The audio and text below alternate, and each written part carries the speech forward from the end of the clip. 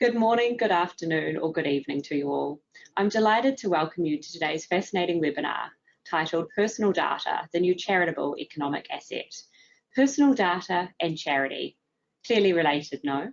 In today's world, our personal data is constantly collected and processed. When we book a restaurant table online, shop with Apple Pay, use a mobile app, browse the web, and numerous other daily activities, vast amounts of our personal data is collected and stored under the auspices of providing a better customer experience, or as some would say, to increase commercial opportunities and profit. But what if the AI-powered algorithms that transform this data into intelligence about the behaviour of individuals could be put to better use by being donated to research projects and academic studies which support good causes and improve people's lives? Well, wonder no more, as today Simon Hessami, founder of Doneh, a tech non-profit platform that facilitates personal data sharing with academic institutions, is here with us to explain how we can use our most valuable online asset for charity. Simon has a PhD in mathematics and over 10 years experience in data science and business. And Simon is also head of the UK and Ireland AI Centre of Excellence at Sia Partners, a next generation management consulting firm. Before I hand over to Simon, some brief housekeeping points. I'm Charlotte Dawber-Ashley, and it is my pleasure to manage the FS Club here at CN. And I'd like to warmly acknowledge our very generous sponsors who enable us to continue to bring you a wide range of thought-provoking content across finance, technology, and economics. The slides for this public presentation are publicly available on our website and in the chat box. The session will be recorded and available to watch on our website within 48 hours. And we'll also be holding a 20-minute Q&A session after this presentation. So please use the GoToWebinar chat facility to send your questions into me, and then I'll feed them into the conversation. Now, I'll get out of the way and welcome you to take the virtual floor, Simon. Thank you very much. I think before starting, we will have a quick poll before going through the presentation, if it's okay, Charlotte. Sounds good. Shall we start it? So that we've got a poll question up here now. Have you ever donated personal data? A, no. B, yes, I understand that my data is my most valuable online asset and I want it put to good use. C, yes, though I don't know how value is generated from it. Or D, yes, for another reason. So we'll just leave the poll up there for a minute or so to give everyone a chance to answer. Leave it up there for a moment longer. People are generally pretty fast at answering these things. I'm intrigued to see what the answer to this is actually. Right, we should have the results for you in a moment. No, 11%. So 56% have never donated their personal data. And wow, yeah, 33% don't know how the value will be generated. And yes, that 11% yes, but for another reason. So I think everyone's eager to learn how the value can be generated and how they can donate. Simon. Great, thank you very much. I will just do it.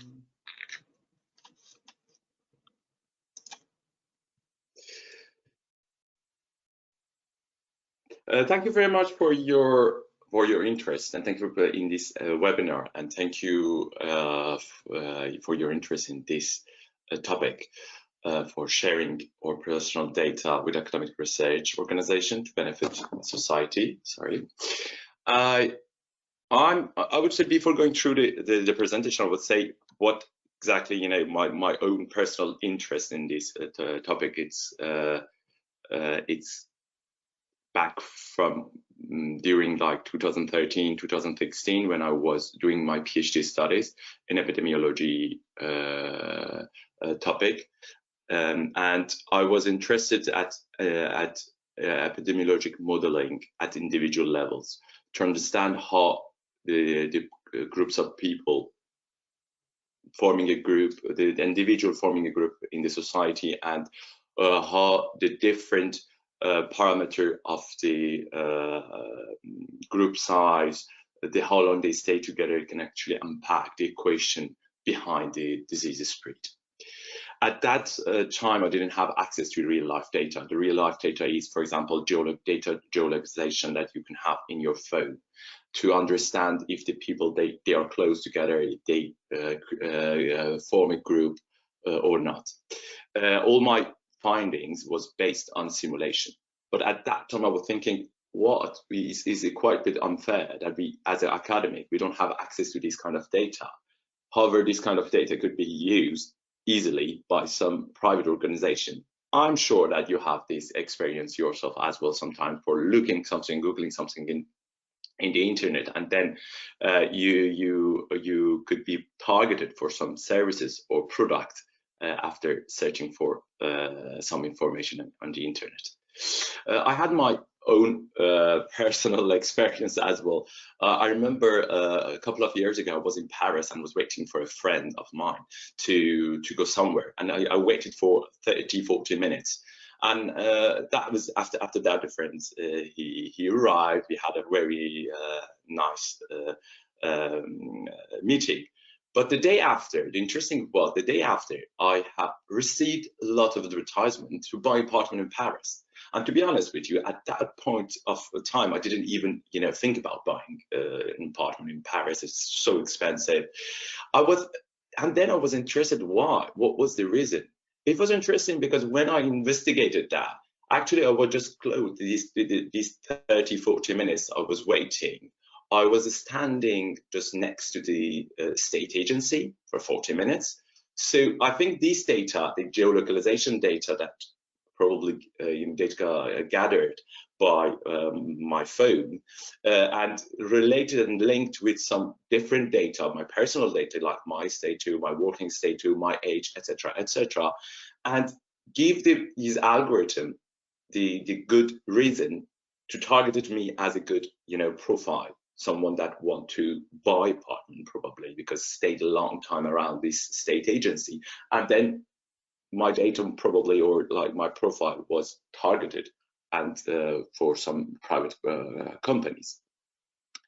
So I was thinking, so these kind of data used for this targeted advertisement, but a lot more can be done if we can actually use these data for academics or for some medical research, especially. We know already they have a lot of possibility, for example, in physical health research, in mental health research, in epidemiology. That's the background, my own background, and even in social science and economic research. We can use these data at individual levels to use and bring some value to our research.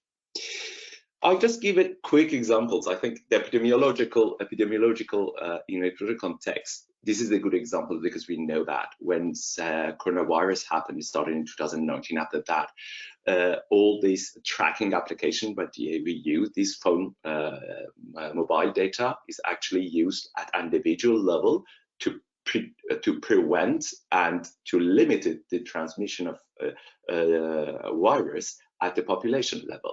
So there is a good example of this. I think we all had this experience when using this tracking application. Another example in the health-related behavior, I would say this retail data. This study was really interesting for me as well because you have done and something it's in continuing the studies, ongoing studies, and the researcher in Alan Turing Institute and University of Bristol working on it to understand unhealthy eating behavior and this relationship for some disease like Alzheimer, like diabetes, and even in the cancer.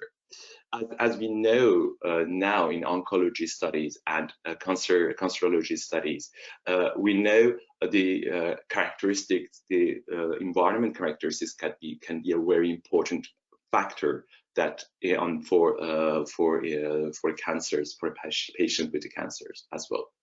In this particular, the researcher, they are interesting about the royalty cars data. They capture data from royalty car, for example, Tesco. You know your Tesco, when you're going to have a royalty card, you can buy everything. They know exactly the amount of the good stuff you're buying, the alcohol you're buying, everything is actually collected, and they can process this data to see for the different region in, for example, England, and the relation between these data, I would say unhealthy eating behavior, and the mortality rate for some diseases, as I mentioned, like Alzheimer, like cancer. The other good example is predicting poverty in the world by using the mobile phone data. This particular studies have done by University of Washington, but it was in Rwanda, and they tried to use the individual mobile data to understand how they can predict the poverty and the wealth in different regions of the Rwanda. And the other interesting example, I would say, it will be the mobile data, phone data used for mental health research. These particular studies, their objective is to detect the severity of the depression. And as you might know, even the other research showed that, for example, the photo that you capture in your phone and your interaction actually with social media by your phone, it could be very related with your mood and your mental health. So this is study try to use this data. Of course, they're sending some for the participants some questionnaire on real time by gathering and analyzing, processing this real time data at individual level. They try to identify depression severity. So as you see, there is still, a big gap between non-commercial use and commercial use of personal data. But the question is why there is this big gap still we have. Even with the really good studies, we can see the examples that I tried to show, but there's still a big gap between these two. I think the first thing, the problem it will be because we don't really the first problem is about the lack of understanding of digital footprints. I don't know how many of you know exactly what is your digital footprint, what the value of your data and this shadow of data we put behind us when we are in the internet, all the application we use. And second problem, I think, because collecting and storage this data, if we're thinking about that this data has to be used for good causes with the research institutions, but it's not really, it's outside of the mainstream of academic research. And it's for example, I remember during my PhD studies and all the researchers are working, but we already, we focusing on our research and then trying to, for example, think about developing an application for collecting data from scratch. It will be really another, challenge for the researchers who are doing. So that is the other reason I was thinking that the second problem that we need to bring some solution for that. And as Charlotte introduced me, I developed a non-profit platform called Doneh, and these two problems actually I tried to solve them. And first solution for me was how we can bring in a platform that helps allowing an individual to understand their personal data and what is the the value of data they have.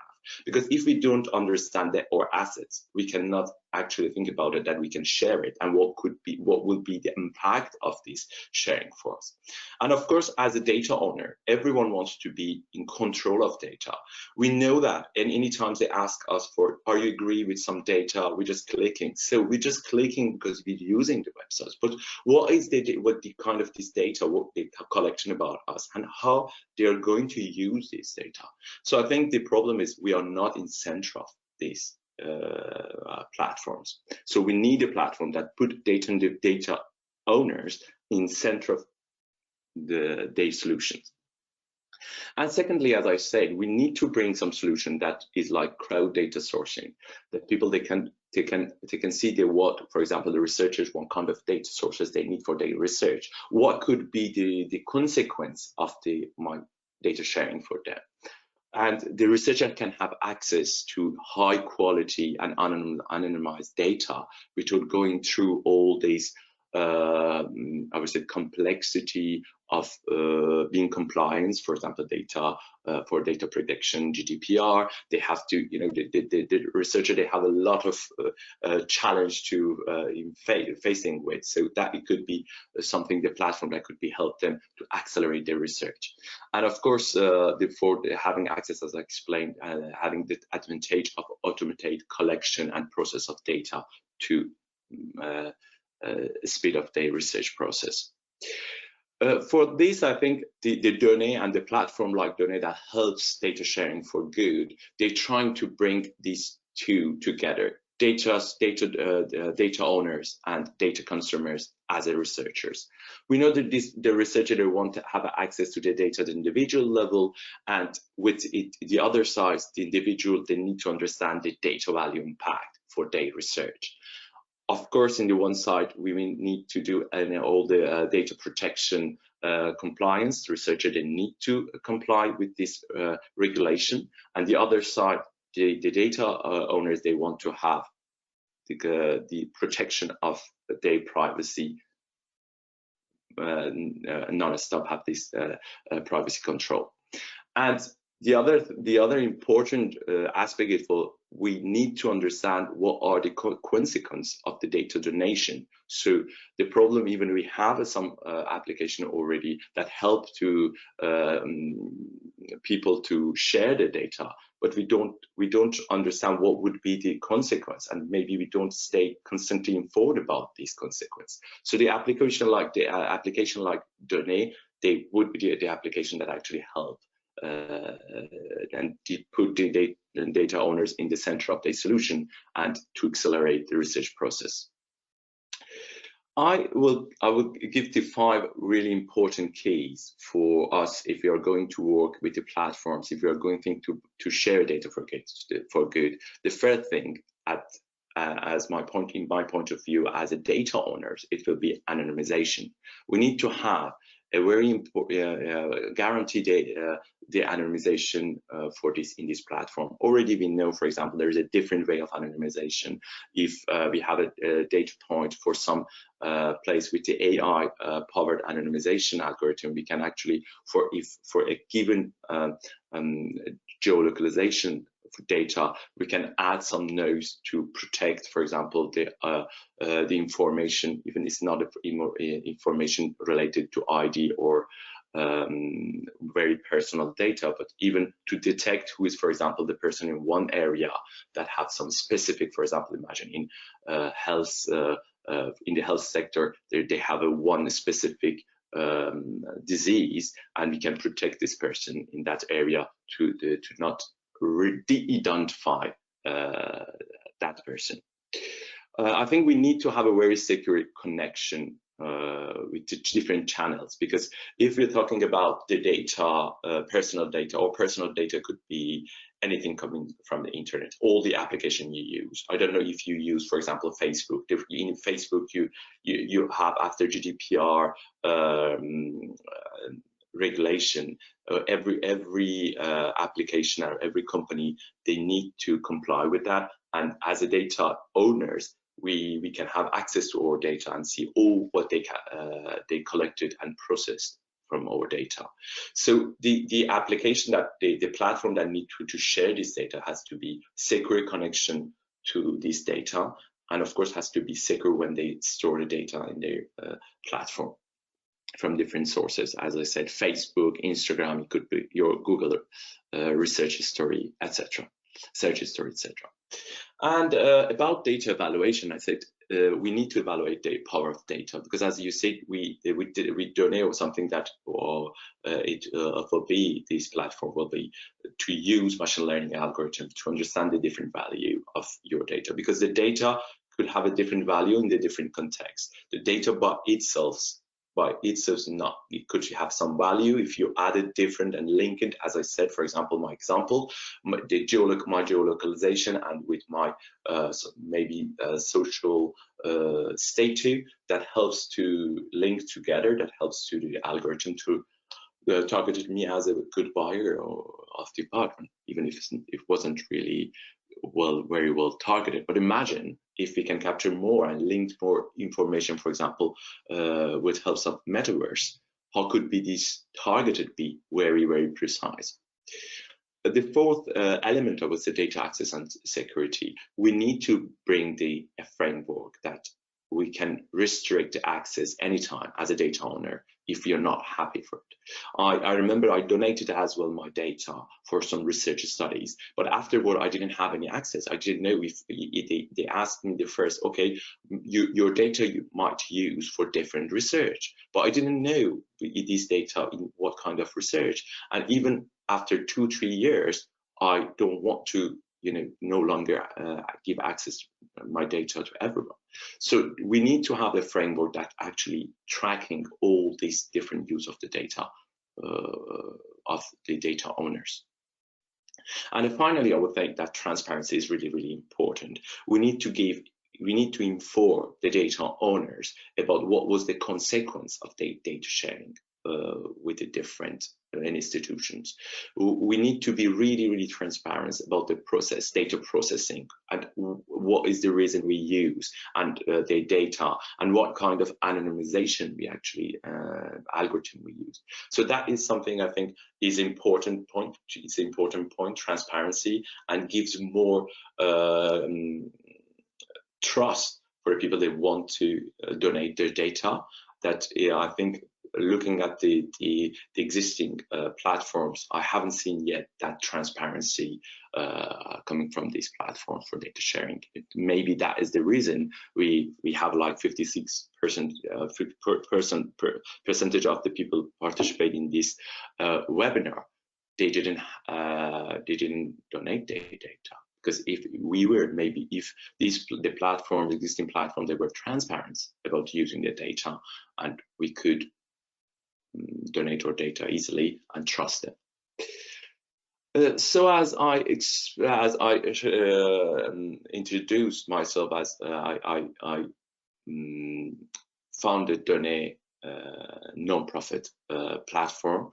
It's not something operational, I would say. I made this as an MVP, and I tried to bring a lot of interest. The subject I'm really, really interested. I tried to bring investment, but it's, as you might know, because you're more interested in financial maybe sector, it's really, really hard to bring investment to something that is non-profit. So for now, it's not yet operational, but as an MVP, I'm working still on it. There is some improvement, and the idea, as you see, the idea was to making a platform that could be kind of Instagram-like platform, the people that can see exactly what is the different research projects that the researcher needs the data at individual levels, and how the people they can actually go through this project and share their data, and they can see exactly all the process of the data preparation, data processing, and anytime they want to, they want to give their data access to for a given research studies, or even restrict their data access.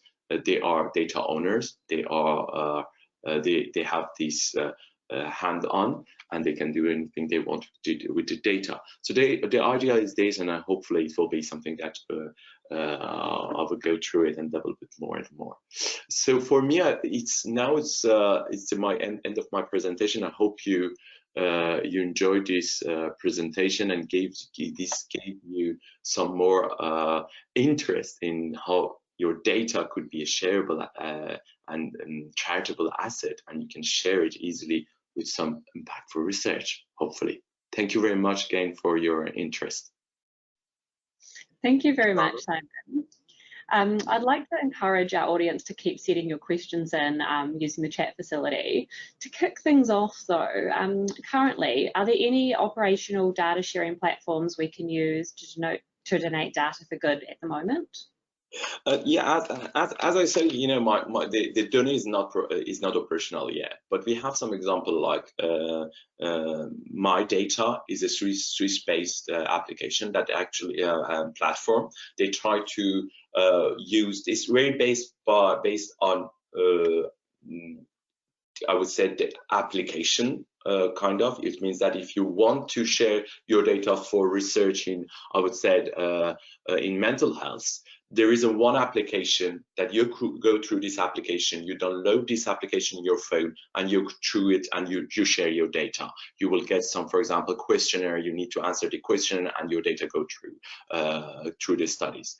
There is another that is more research, I would say, that is Open Humans. It's more for researchers. You go there, you can even, you know, have your Facebook data, and you can share your Facebook data for the researcher for that particular research. But it's more like people have to know more like coding expert, and I would say expertise to use this platform.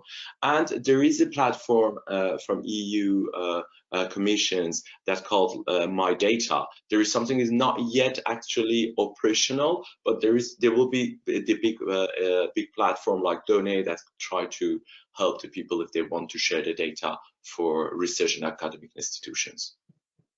Great.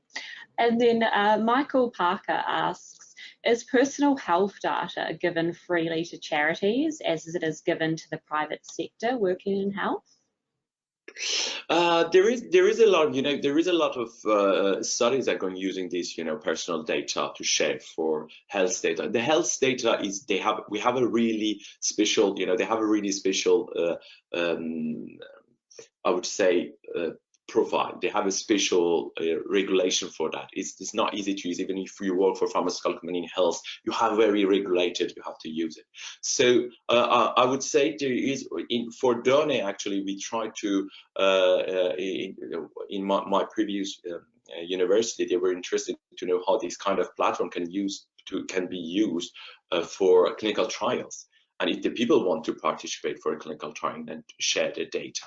So there is some, for example, a regulation that we can use this, you know, comply with this regulation and then help, you know, donated data for clinical trials that could be in the public, and it could be, for example, for pharmaceutical companies that is a private. So both it will be, you know, it will be possible. Okay. And then Graham Elliott's asked, will there be a distortion in the research results arising from the fact that the data is not random and that participants self-select? Yeah, that is a good question, and I think it depends really different, you know, research project, because when you're trying the researcher, they will try the policy of the data, what data they targeted and what data they needed. So that, I think that is the framework that they need to, you know, the researcher more is, and the researcher, the project and the researcher want to collect the data. And of course, there will be in any research there will be kind of bias and random, you know, random impact. I think that it will be really dependent on studies, different studies. And I don't think all the studies we can order, you know, studies we can put in this category of using individual data at this level, which with the platform like Doneh. Sort of related to that, from Michael Parker again, he said COVID-19 did not help BAME staff and patients, and the government commissioned and performed research to prove that the raw data showed a bias. So raw data showing a bias against BAME was wrong, and then the data was proven to be valid and verified. So that research was ignored. So how do you sort of look at both the risks and rewards in this area? To be honest, no, I haven't looked at this area, but I agree with you. They will have a bias, and I agree with you. When we did it, you know, for COVID-19, I think something it wasn't in the heart of this application was the transparency. I think the transparency was something that just, if it's not, we don't have a transparency, the bias could be become after, because they, you know, the data collected data, and the people maybe, you know, they will be like the good sample of the people that donate their data. But I think it's interesting to go. I haven't, yeah, in this area, I didn't, you know, I don't have a precise answer for this question. And then Clive Bullins asked, what are the risks that one of the researchers will use the data to do something negative to the data donors, even though they're anonymous? and also the risk that the information will be misread, like the estate agents, as you mentioned, seeing. The idea behind a platform like Doneh is just bring the platform and put the ethic in the heart of that. And the idea is behind it wasn't the platform that the the researcher, they don't have, they cannot bring the data out of the platform. They can use it, and every the data process will be defined before put the project in the application. So I think it will be really, really controlled, but I don't have real, I don't have it, because, we always put the ethic in the research, and I think all researchers, they have these ethics already, I think using the data. You have a lot of researchers. Yeah. Sorry, Simon, I think you just froze a bit there, but you're back now. And then Graham's asked again, so he understands that cookies will be abolished and replaced by something called the walled garden next year. Would that reduce the efficacy of the project? Sorry, what was the exact question for this project, using the cookies in the for example collecting Doneh, you mean?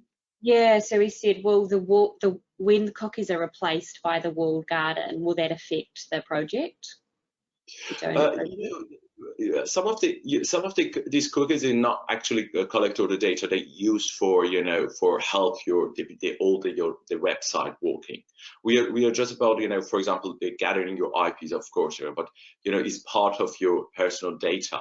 But I didn't go through this project or at that level to going, for example, gathering the cookies information now to thinking about what is the cookies. For me, it was about the data that comes from the different resources, for example, Facebook, Google, connection from different applications. That is real personal data. For example, when in the examples of the royalty card, this information is more precise than, for example, if you're using the websites, they get some information from your the history of your search in Google, etc.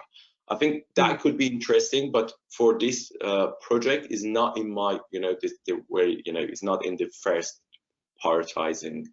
I would say it's not in priority for me gathering this data.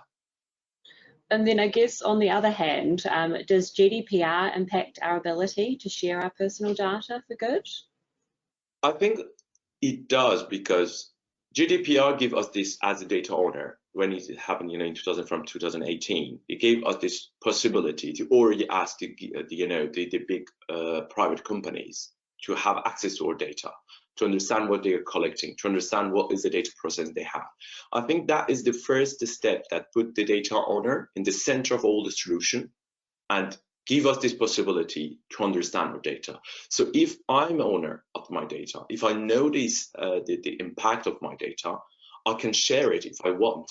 That is all about the data owners. It's not about just saying, okay, we captured your data, we process your data, and now that is the results. No, I am in the center of interest, and I want to be, owner of my data, to know what I'm going to do with my data.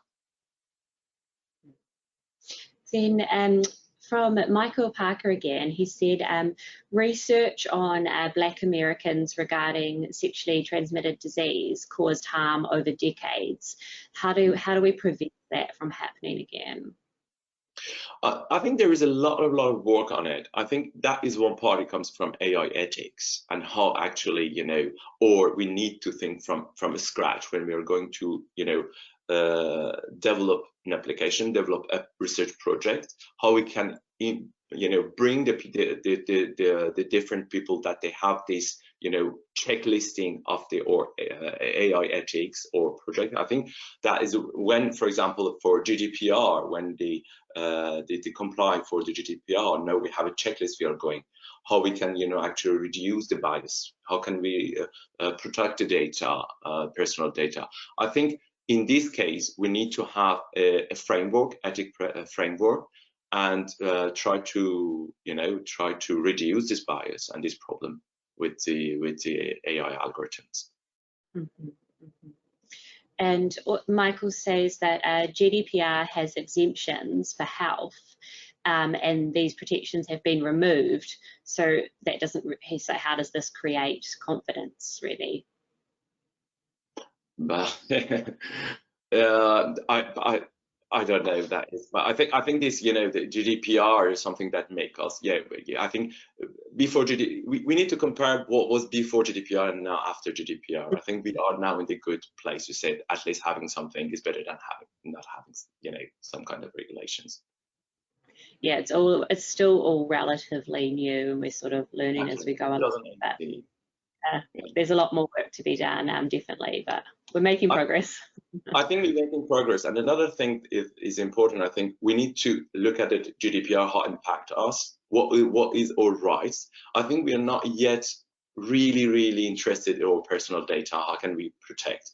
We're just going through this, okay, the websites, okay, I can get access because I use it. But it's really, you know, I think it's behind that, the GDPR and how they can help us.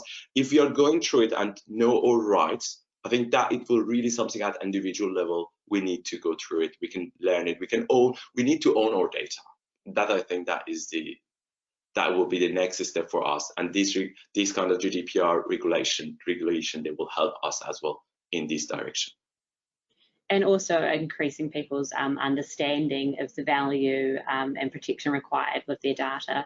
Obviously, the audience, I think, today is very knowledgeable on the subject, but everyday people perhaps not so much. But it looks like we're sort of coming to the end of our questions now. So thank you very much. It's been a pleasure to speak with you this morning, Simon. And once again, thanks to our wonderful sponsors for making these webinars possible. And very important, thank you to you, our lovely audience, for your time and contributions today. And don't forget to check out our forthcoming events page on our website. We've got more stimulating topics coming up this week as well. So on Thursday, we've got the 4 ages of American foreign policy, which should be very interesting and should be lots of discussion around that. And then on Monday, satellite-based sustainability data. You can also join a webinar from your smartphone or listen on your podcast app of choice. So thank you very much, everyone, and take care. Bye. Thank you very much. Bye-bye.